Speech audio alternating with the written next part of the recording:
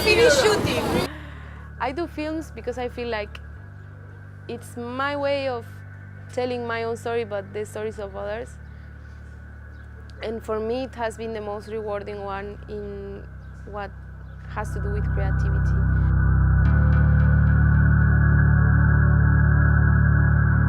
My name is Flaminia and I am my director. My name is Rachel Wainaina. My name is Agustina. I'm from Italy.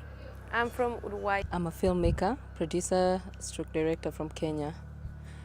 And I run a youth organization to empower the youth with professional and practical skills in multimedia for income generation and social self-expression. I've been in the industry for like 3 years. I've been directing for 2 years.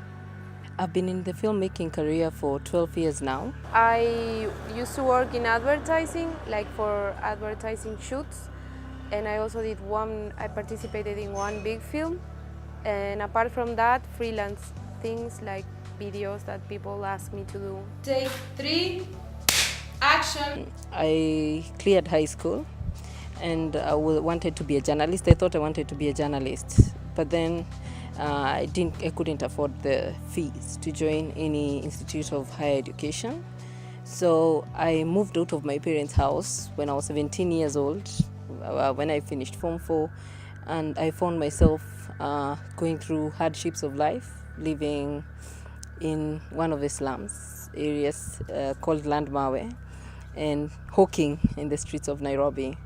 And I was doing all this because I wanted to raise money so I could go to school and become a journalist. So I went through a lot in the streets. Obviously, I was one of those hawkers who was screaming in the streets, shouting bao or something like that. And, the hawkers were harassed by the city council. And it's surprising that I was able to save 150,000 shillings from my hawking career and be able to join East African School of Journalism for a diploma in journalism. When I started studying communications, so we have like a little bit of everything, like advertising, film, and other stuff. And I ended up choosing film because I started having practice with documentary, with fiction, and I really liked it. I really enjoyed it, and I think that's when I knew, because I felt really comfortable and I feel like it wasn't something that I suffered doing, it's something that I enjoyed doing. I've always loved cinema. I was watching a lot of movies since I was little, and I wanted to make movies myself, to tell some stories. I was talking not a lot when I was a child, and I was dreaming a lot, just talking on my own. So that's why I thought, okay, maybe I can tell some stories. I love cinema, so I can try. Let's tell stories with images.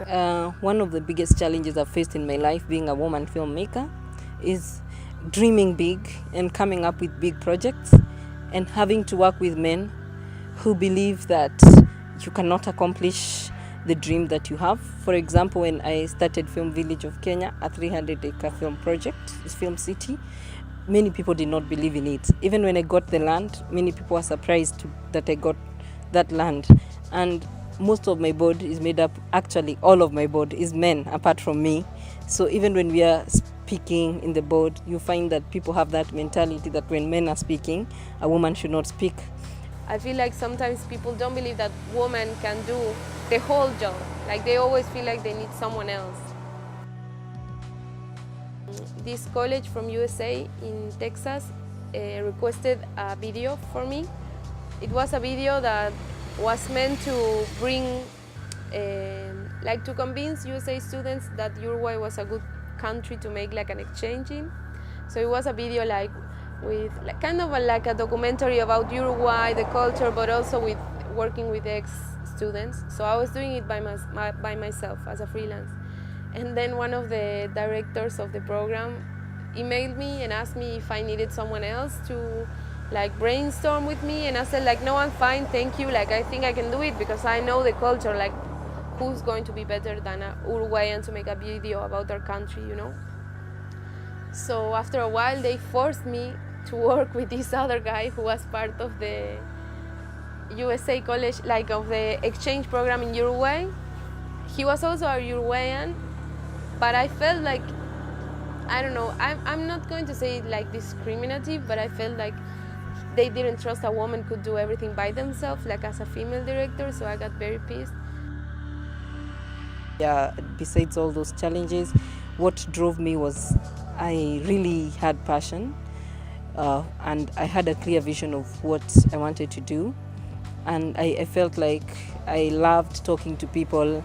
I loved the fact that as a woman I can be allowed to have a voice, especially having a background, a family background from the Maasai community, whereby women are not given a chance to talk and to express their views. I felt like when you get to this opportunity, you can tell your stories and you can even speak about some of these issues and voice them in a way that you don't have conflict with your communities, but still you're able to address an issue and maybe affect somebody's heart.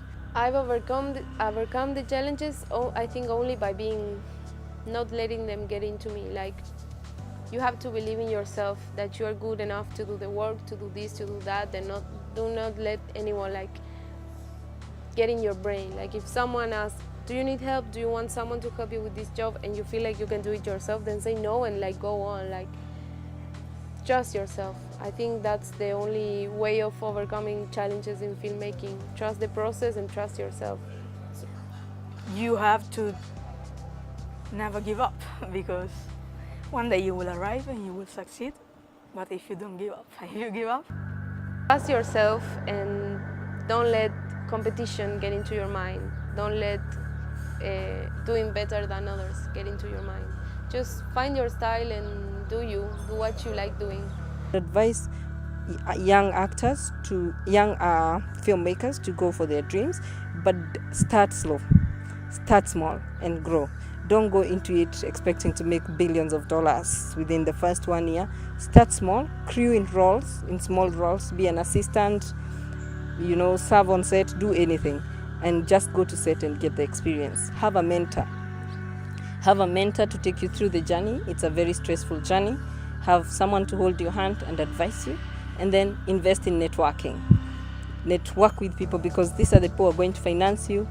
Go around the world, explore, take all the opportunities you can. Apply to film festivals, put your films there, and learn to balance your life.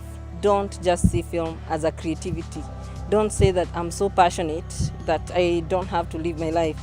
Be passionate, do a good job, and then look for the money because you have a family to feed.